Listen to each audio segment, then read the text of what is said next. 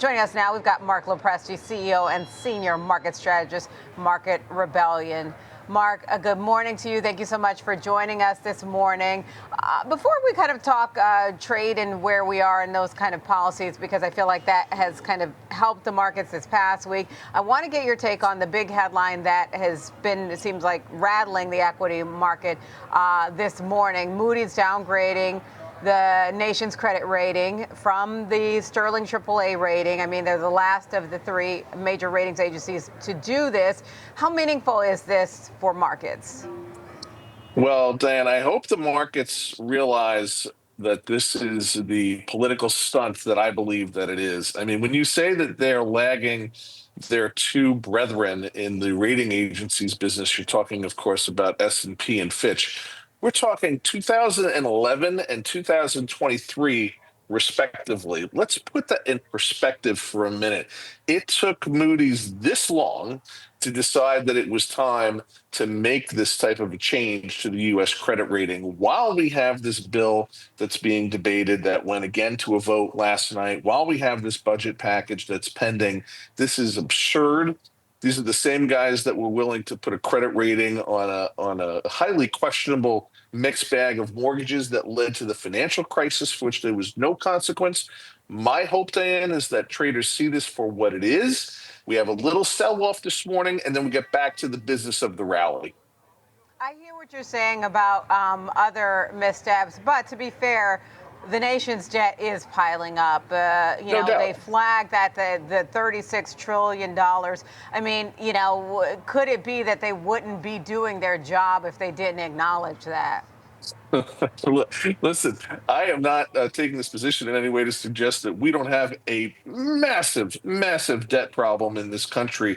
And it is not the fault of any singular administration. It's been the fault of many subsequent administrations from both sides of the aisle, letting this continue, letting it get worse, letting it pile up. There's that famous debt clock, as I'm sure you know, Diane, in Midtown, that shows the amount and how much each of us are personally responsible for. Something's got to be done. No doubt it's a massive problem. It's probably the biggest issue, one of the biggest issues facing the economy in the short term and in the near term. But to do this now, the timing, it's just so suspect. And I'm sorry, this firm lost all credibility with me back in the financial crisis. They just did. Yeah, I know that debt clock that you're speaking of, and I know sometimes people make jokes about it online, saying, "Who do we owe the Decepticons?"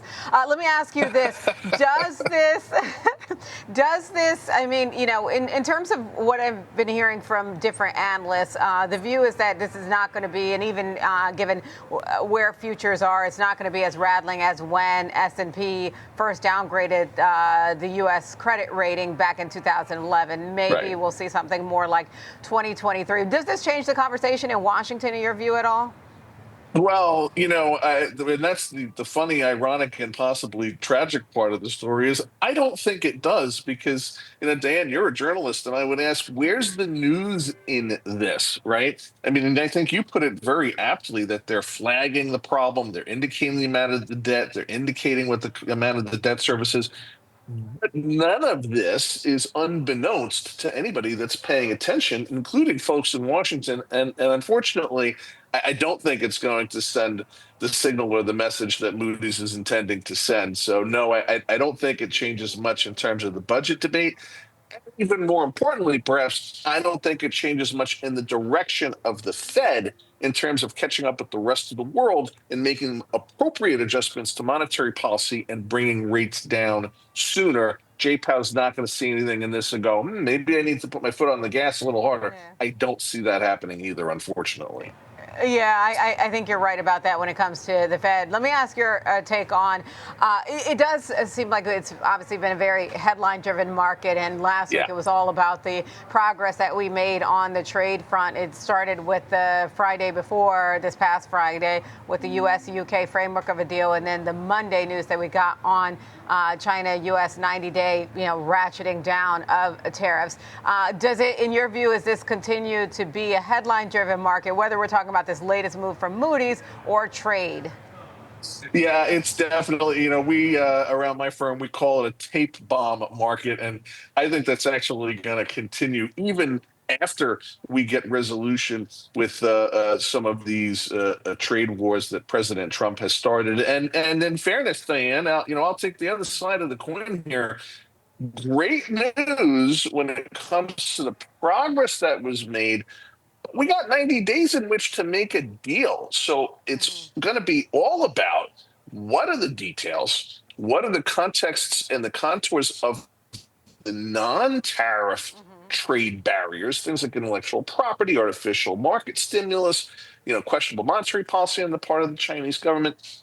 President Trump and his team have to deliver. And by the way, they not only have to deliver on China, but they also have to deliver on India, Japan, other key trade partners. I think there are deals that are already sort of done and dusted, and they're waiting to release that information strategically, but they have to deliver. This was good news, but the market's patience for this does not have an unlimited fuse. I can promise you that.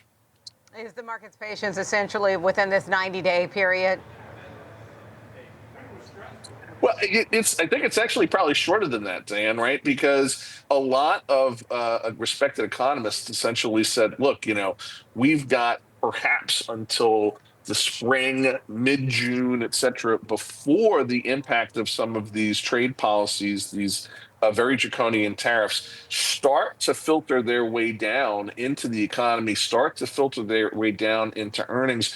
Everyone celebrated last week's PCI. I thought that number was terrific because it was statistically relevant in terms of how long it has been since we saw a decline like that, going back, of course, to the beginning of Chairman Powell's commencement of the fastest change in monetary policy in U.S. history. Not because we didn't see the impact of the tariffs. There wasn't enough time to see the impact of the tariffs in that PCI print. Let's be honest. So this is not an unlimited runway to get these trade deals done. And the market, I do not think, is going to be terribly forgiving. We're watching that VIX, Diane, that fear gauge. Yeah. As soon as we see it start creeping above a 20 handle and get higher, then we start to worry. All right. Well, it's just below 20 right now, around 19 right now. So we'll certainly be paying attention to that. Yep. All right, Marc, thank you so much for joining us this morning. That's Marc LoPresti, CEO and Senior Market Strategist, Market Rebellion.